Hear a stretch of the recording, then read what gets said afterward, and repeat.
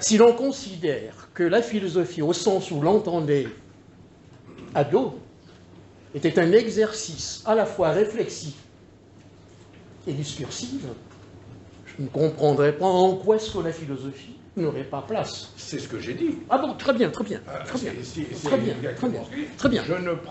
Nous ne prenons ici la philosophie comme une manière d'être. Absolument, absolument. Et ça, c'est fondamental. Absolument. Ce qui est en opposition, car Pierre Hadot lui-même, dans ses livres, disait à tous ses collègues à la Sorbonne, comme quoi le platonisme, Kant, etc., bon, c'était intéressant, mais ce n'était pas de la philosophie. Et alors, je vais dans ce sens-là en considérant effectivement que la philosophie était une pratique humaine.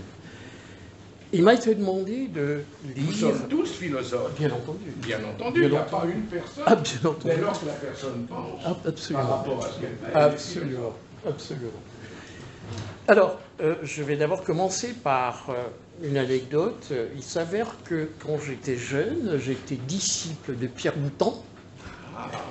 Voilà, j'étais disciple. C'est vrai que quand j'étais jeune, c'était pas marrant la Sorbonne de dire aux amis que j'étais élève de Boutan, compte tenu de ses positions que nous connaissons tous. Et c'était donc à l'occasion de la grande discussion entre Boutan et à la télévision, puisque c'était, je pense, le fils de Boutan qui s'occupait de cette émission-là, à ce moment-là. Oui, c'était Arte. C'était ça. Non, à l'époque, c'était pas encore Arte, mais oui, c'est devenu Arte après. Voilà. Et donc, et il s'avère que, pardonnez-moi, je parle un peu de ma vie privée, il s'avère que dans l'espace familial,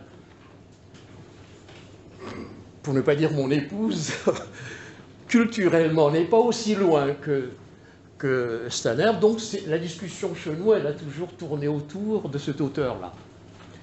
Et quand on m'a demandé de relire Steiner, je me suis dit, ça ne pouvait que mieux tomber. Vous avez compris la providence. Jamais je n'aurais pensé, je n'étais pas au courant de tout ça. Non, pas du tout, pas du tout. C'est-à-dire qu'il n'y a pas de hasard chez nous. Faut pas du tout. Quand j'ai demandé à Antoine, il ne faut pas croire non plus. Pourquoi ces rigueurs? Parce qu'il n'avait pas lu la métaphore vive, alors qu'il en a énormément, cela enrichit énormément sa pensée, n'est-ce pas? Si on avait besoin. Allez, à toi. Je pense la pensée. Oui. Là, on va rentrer dans le couple, avec sa femme, oui, dans la discussion Steiner et Boutan. D'accord. Alors, j'ai donc décidé d'adopter le style, non pas de lecture, mais à peu près comme dans un séminaire, c'est-à-dire vous proposez ici non pas un texte lu, mais essayez donc de vous présenter de manière assez tâtonnante un discours sur le sujet que je voudrais absolument vous proposer.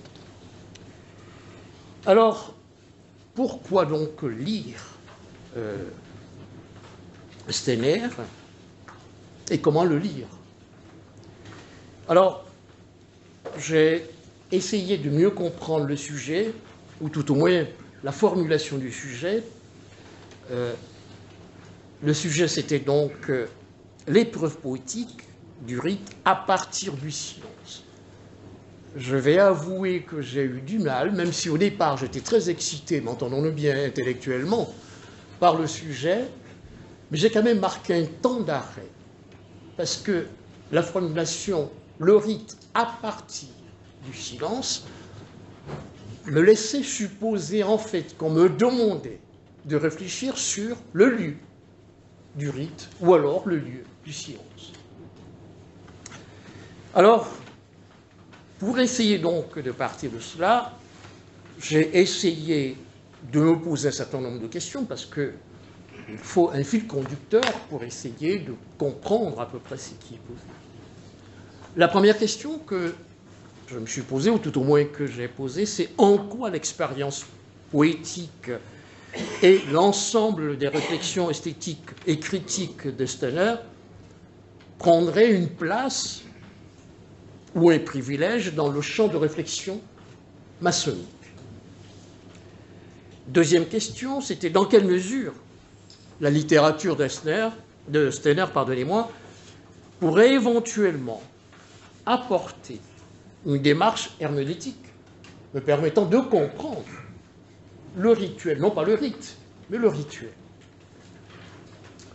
Autre question, est-ce que la démarche du silence chez Steiner a une résonance dans la perspective du rite écossais, ancien accepté?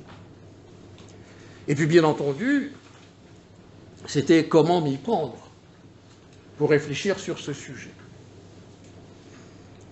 J'ai eu la chance, pendant cet été, de relire, on va dire ça comme ça, Bachelard, notamment dans la poétique de l'espace, et c'est à partir donc de la poétique de l'espace, en tout cas, que j'ai tenté de mieux comprendre le sujet.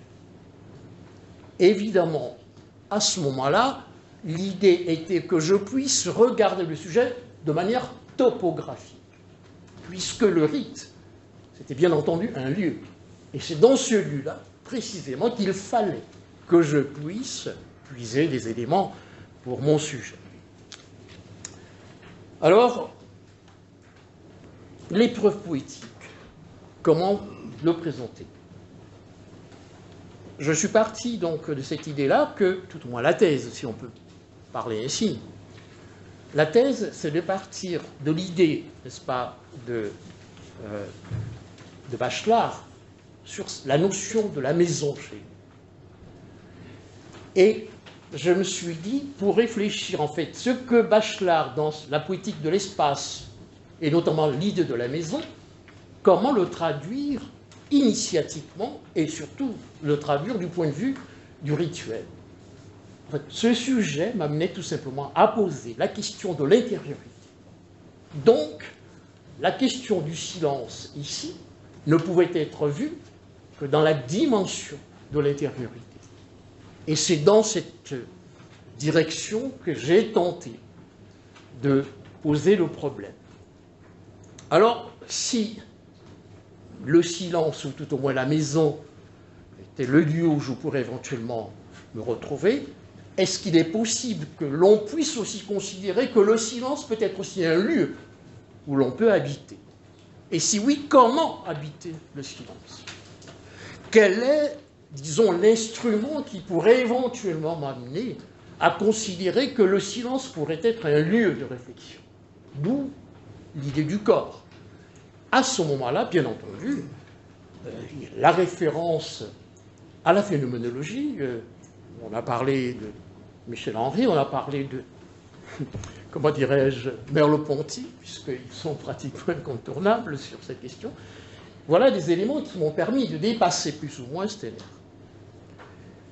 Steiner pose la question du silence, c'est vrai, dans une dimension, et c'est peut-être là aussi la richesse, en tout cas, ça c'est à titre personnel, la richesse que j'ai trouvée chez Steiner, deux choses.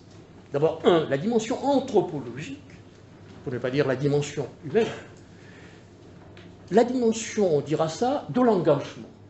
Et là, on peut aussi faire un rapprochement avec le rite écossais ancien accepté, donc l'idée de l'engagement. Nous venons ici, nous prêtons serment, me semble-t-il, donc c'est aussi une forme d'engagement, même si, chez Steiner, il n'y a pas cette idée-là. Mais en tout cas, la démarche de Steiner, à la fois de la dimension anthropologique et engagement politique, entendons la notion de politique ici dans le sens d'Aristote, c'est-à-dire l'organisation de la cité, oui, voilà un élément qui m'a amené effectivement à voir le sujet de cette manière-là. Alors, mon travail s'est fait, disons, en 3 temps. Dans le premier temps, j'ai posé la question si effectivement le silence était un lieu, eh bien, qu'est-ce que peut bien vouloir dire habiter? Évidemment, j'imagine qu'il y a des architectes ici, je ne poserai pas la question, mais c'est un lieu où je peux, me semble-t-il, me réfugier. Je n'ai pas voulu aborder la question du silence en ayant autant de critères, non, mais en partant simplement de l'idée que le silence est d'abord un lieu de recueillement, d'où l'analogie avec la maison de Bachelard. Ensuite, j'ai essayé donc à partir de cette dimension de l'intériorité, de voir un peu comment est-ce que la question pourrait éventuellement, la question du silence pourrait éventuellement s'opposer. Du point de vue philosophique, je n'y peux rien, c'est comme ça. J'ai été nourri là-dedans, je n'y peux rien. Voilà. Donc la question, comment philosophiquement je pourrais éventuellement poser la question du silence? Et là, j'ai trouvé, sans doute, c'est un choix arbitraire, j'ai trouvé Platon. Platon dans La République, où il pose la question, non pas du silence, mais la question de l'éducation, pour ne pas dire la question de la méthodologie. Donc c'est à partir donc, de cette idée-là que, même si je dois être un homme du silence, mais ce silence demande forcément une éducation. D'où, disons, la manière de faire intervenir, comment dirais-je, la manière de faire intervenir Platon dans cette démarche de l'intériorité. Alors, j'ai fini par m'apercevoir que le silence, en réalité, était une espèce de conversion. Je fais, comme diraient les autres, une espèce de dialectique entre le monde intérieur et le monde extérieur. D'où cette idée de conversion. Mais pas la conversion qu'on trouverait éventuellement dans l'espace religieux, même si je respecte, mais la conversion dans le sens du regard, qu'on va retrouver par exemple chez Plotin, du regard vers soi-même, pour mieux comprendre finalement la démarche que je suis en train de faire. D'autant plus que le silence, en tout cas dans notre milieu, il n'y a pas quelque chose de nouveau. Quand on commence la juridiction, en tant que maître secret, on le fait, bien entendu, sur le sceau du silence. D'où l'intérêt, me semble-t-il, de notre démarche sur cette notion de silence. Alors, me direz-vous, comment donc aborder, en tout cas du point de vue initiatique et du point de vue du rite écossais? Ben, la référence, c'était bien entendu le rite. Mais alors, je me suis demandé pourquoi le rite? Parce que c'est tout simplement la référence, on peut dire ça comme ça. Le rite, c'est pas, je ne dirais pas un outil, mais plutôt l'instrument qui me permet de mieux comprendre les choses. Et parmi les caractéristiques que j'ai plus ou moins retenues du rite, c'est que d'abord, la première chose, le rite, puisqu'on l'a dit tout à l'heure, impose ou instaure l'agir. L'action, au fond, qu'est-ce qui caractérise en général une action? Enfin, si on regarde bien, c'est vrai l'idée du mouvement. Mais ce mouvement me conduit vers quoi? Vers une espèce de praxis, une espèce de transformation de moi-même. Sinon, l'acte que je pose, s'il n'est pas concrétisé, il ne sera pas un acte. Ça, la première chose que j'ai retenue, en tout cas de cette démarche-là, c'est d'abord l'agir. Sinon, on regarde bien le rite. Deuxièmement, je me suis demandé, quand on regarde bien le rite, il y a une dimension esthétique, n'est-ce pas, dans le rite. D'où mon intérêt du côté de la poésie. Il y a une dimension esthétique, pourquoi? Il suffirait simplement de regarder une cérémonie, la gestuelle qui est posée, mais cette gestuelle consiste non pas à être dans le désordre, mais à être plutôt dans l'harmonie. Je me souviens, je pense que tout à l'heure on citait Hegel, quand il parlait de la vérité, qu'est-ce que c'est que la vérité? Il disait tout simplement, il suffirait simplement de regarder un orchestre, et qui donne le la, c'est toujours le maître.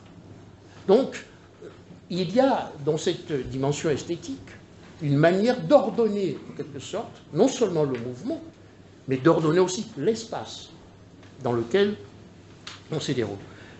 Et puis, autre chose, en tout cas dans la partie du rite, qui m'a en tout cas intéressé, bien entendu, il y a la dimension espace et temps.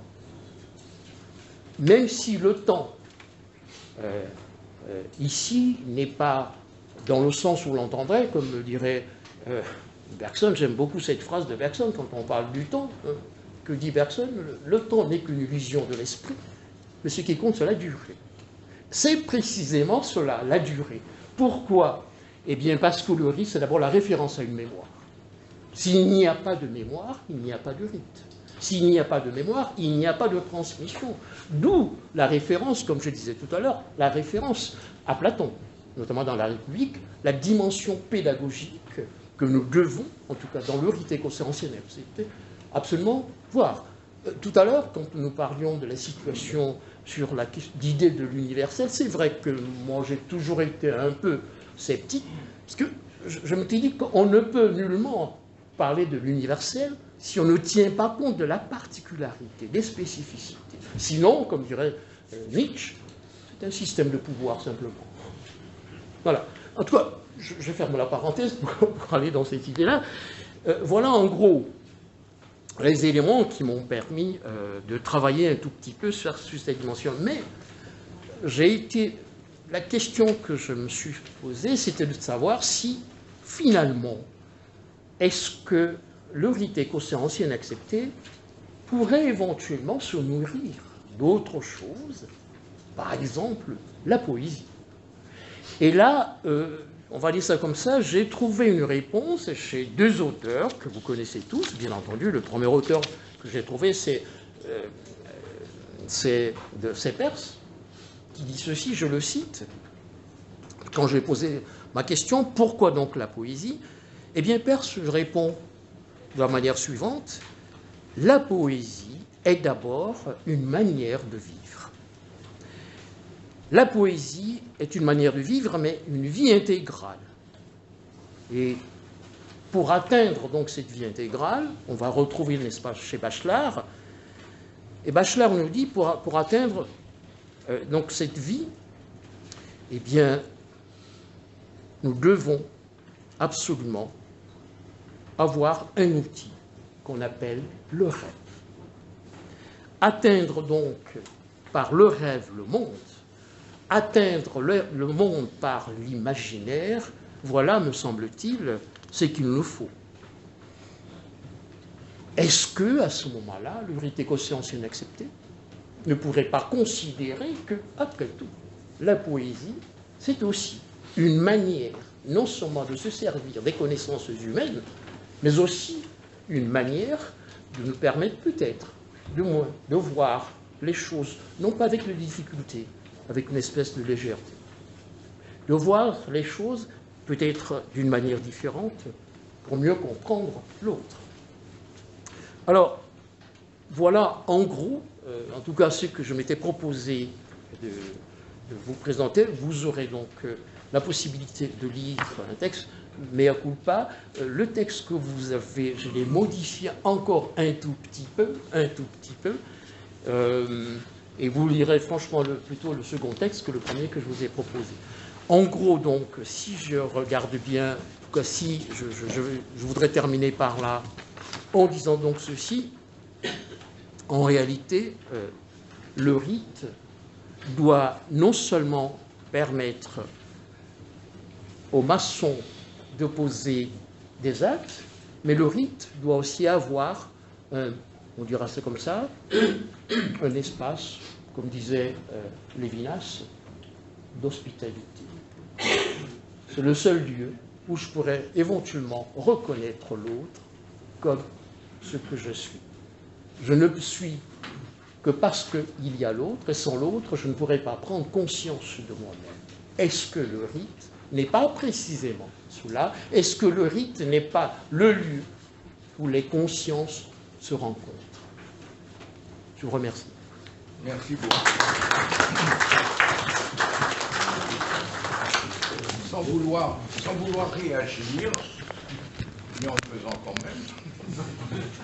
Déjà, je me posais la question lorsque tu parlais, c'est en fait cette maison, est-ce que c'est pas la loge? Exactement. Ben oui, c'est la loge. Tout à fait. Alors j'ai bien pensé, ça va. Bon. Quand je dis, parce qu'en fait, le temps et l'espace dont tu as parlé ensuite, c'est la définition en définitive d'un monde. C'est le monde, comment dire, tel que, au niveau métaphysique, c'est-à-dire au-delà de ce qu'est la loge matérialité, ce qu'elle représente pour tous de manière symbolique.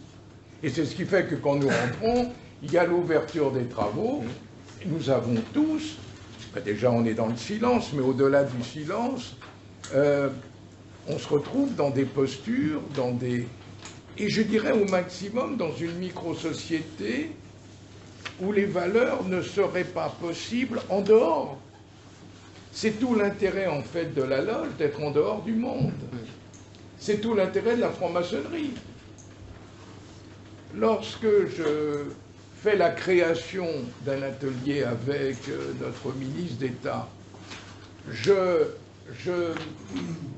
lis ces phrases qu'a pu faire notre frère Gérard, qui,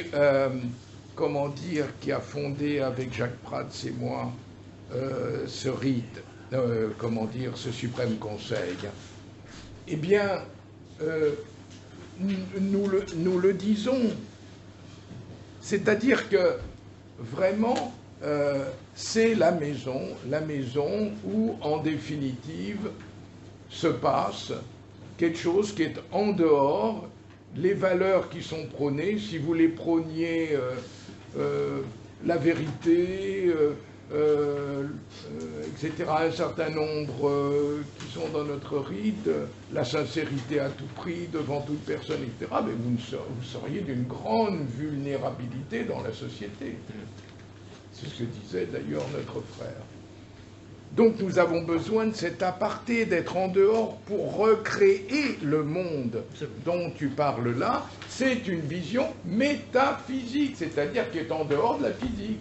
Comme le dit Aristote, il y a le monde tel qu'il est partagé par tout le monde, et il y a au-delà, n'est-ce pas, au-delà de ce que tout le monde partage, eh bien nous partageons autre chose en plus.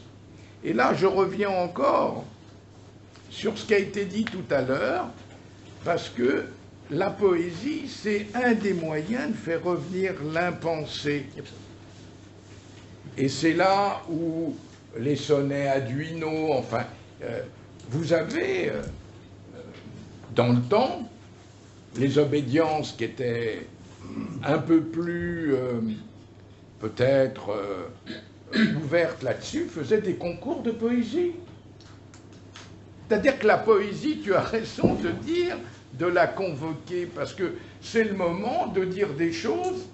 On parlait de la phonologie tout à l'heure, c'est-à-dire ce qui peut être irrationnel. Voyons un peu dans nos pratiques, vis-à-vis d'un quidam qui viendrait, qui ne nous connaîtrait pas, il trouverait en effet, au-delà de nos tabliers, tout, etc., tout ce que nous faisons comme étant un peu fou, en quelque sorte. Voilà le retour de l'impensé. Comment on puise en définitive dans ce qu'est l'humanité. Et ce que j'ai beaucoup, et j'en ai terminé là-dessus, parce que comment on habite la loge. Parce que la loge est un corps. Le suprême conseil est un corps. Et c'est très bien l'alliance que tu as fait entre le corps, parce qu'en plus, je vous conseille de lire son texte, parce que sur un objet et le corps, c'est la vie qui est entre les deux. Et comment il définit tout ça? C'est pas facile avec un philosophe. Je dois avouer que j'ai eu du mal, non pas à te suivre, mais on rentre dans un discours où on n'a pas obligatoirement tout. Mais par contre, ce que tu dis nous fait réfléchir. C'est l'objet. L'objet, c'est pas de nous transformer en philosophe, adepte de Boutang, etc., parce qu'on n'aurait pas le temps de... etc. Mais par contre, d'y réagir, de voir en quoi, par des analogies, je rappelle quand même que l'analogie, c'est la base même du discours symbolique, et c'est le discours de la métaphore. Je t'ai pas entendu parler d'analogie trop tout à l'heure, mais j'ai été étonné en lisant la métaphore vive. Je vous conseille pas de la lire, c'est chiant. Mais, comment dire, il ne parle que d'analogie. Il définit ce qu'est l'analogie. Je vous avoue que j'ai appris des choses, moi, franc-maçon, depuis je ne sais pas combien de temps, quand je l'ai lu. Elle me dit, mais mon Dieu, mais tout ça, on ne me l'a jamais montré, etc. Donc ça peut être utile de lire aussi le travail sur la métaphore, qui est tout simplement l'analogie. Or tout ça, ce sont des processus qui existent aussi, bien entendu, dans le profane, mais les gens ne s'en rendent pas compte. Ils le font sous un référentiel de rationalité restreinte. C'est-à-dire qu'on a convenu à un moment ce qu'était l'universel, comme l'a dit tout à l'heure Hiver Messica, et ça peut être contesté. Comment on répond à ces contestations?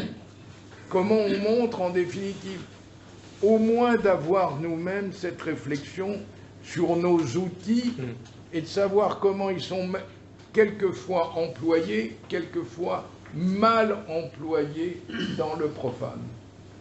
Donc c'est important, ne serait-ce que pour rectifier peut-être un tout petit peu déjà les frères qui feraient rentrer en loge ce qu'on appelle le profane, alors qu'au contraire, il faut que nous gardions, n'est-ce pas, ce que le rite et l'esprit de l'écosysme dégagent. J'aurais aimé que notre ministre d'État ici présent, et j'en suis heureux et je tiens à souligner sa présence, est-ce que par rapport à ce qui a été dit par notre frère, est-ce que tu as sûrement quelque chose, d'autant plus que il a cité Aristote, la pédagogie, la formation. Or, s'il y en a un dans cette obédience et qui fait de la formation, c'est bien toi.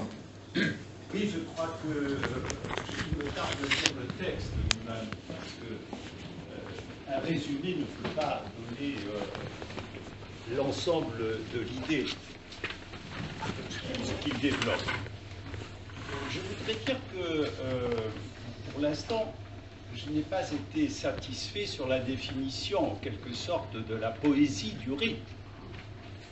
Le rite, effectivement, est poétique dans le sens où c'est un langage qui est forcément sonore, sinon on ne peut pas le pratiquer, il faut être réel. Là, hein. Et on le pratique avec des sons, des sensations, puisque, dans le fond, quand nous vivons en loge, nous sommes sensibles à tout ce qui se passe, avec le décor, les couleurs, etc. Tous ces éléments-là font une forme de poésie, un langage, qui est loin d'être silencieux.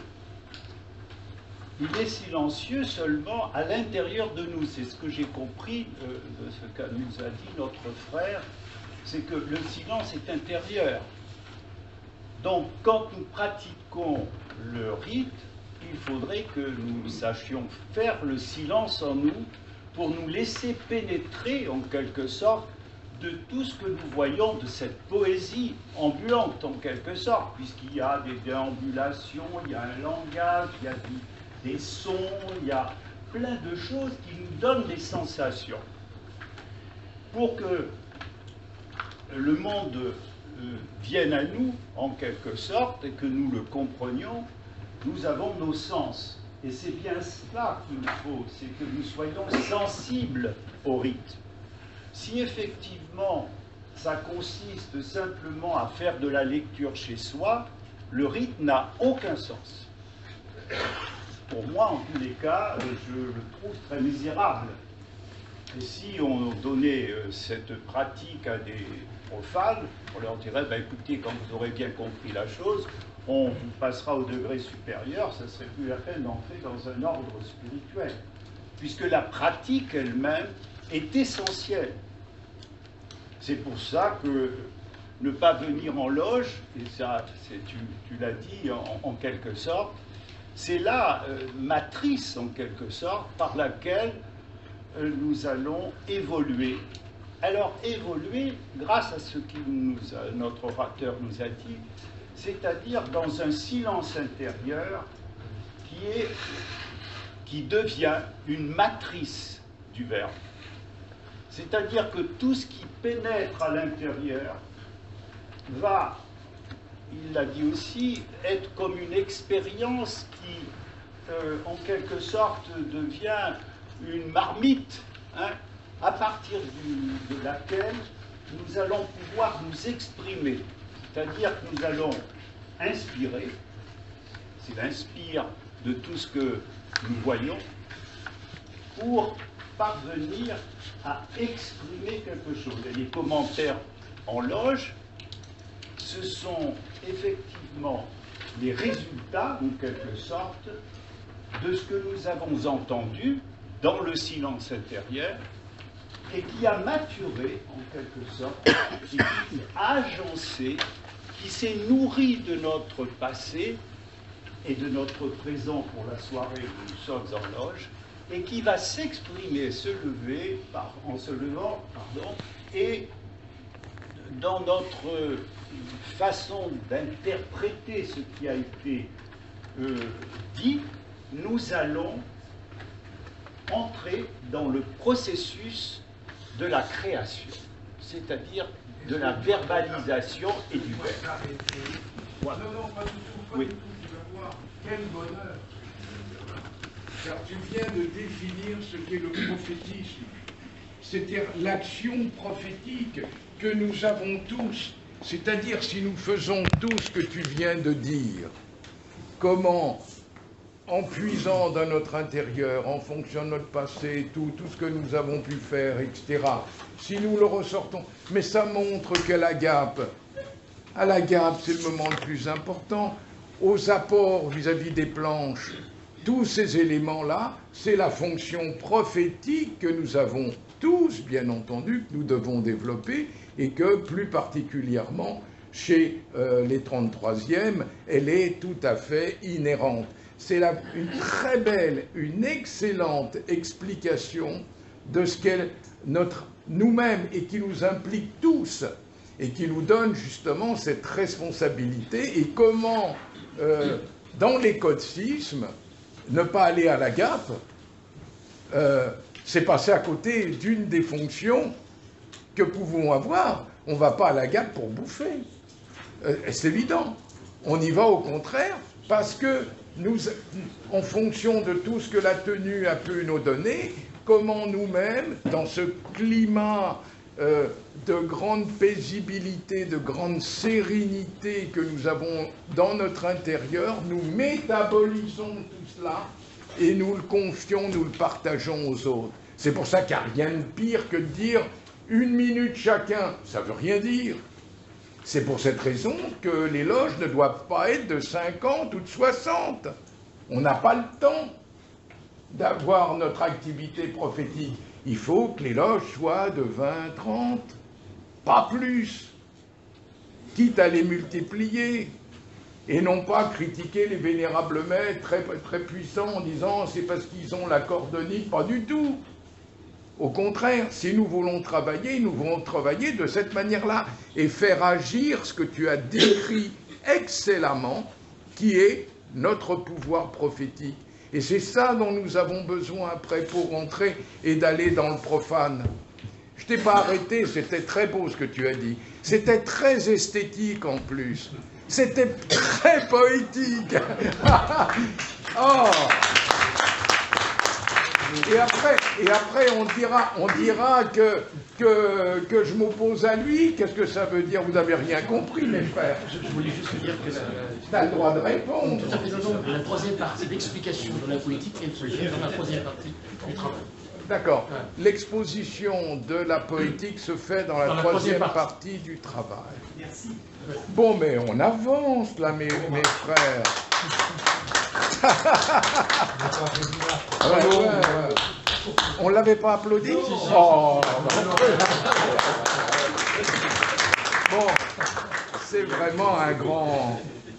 En tout cas, je tiens à remercier... Quand je vous disais que je remerciais les intervenants, de la même manière que la dernière fois, moi j'apprends énormément de choses, et d'ailleurs pour cette raison que je réagis, puisqu'on ne peut pas tous le faire.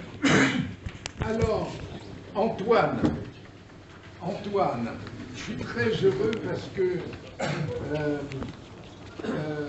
toi aussi tu as écopé en quelque sorte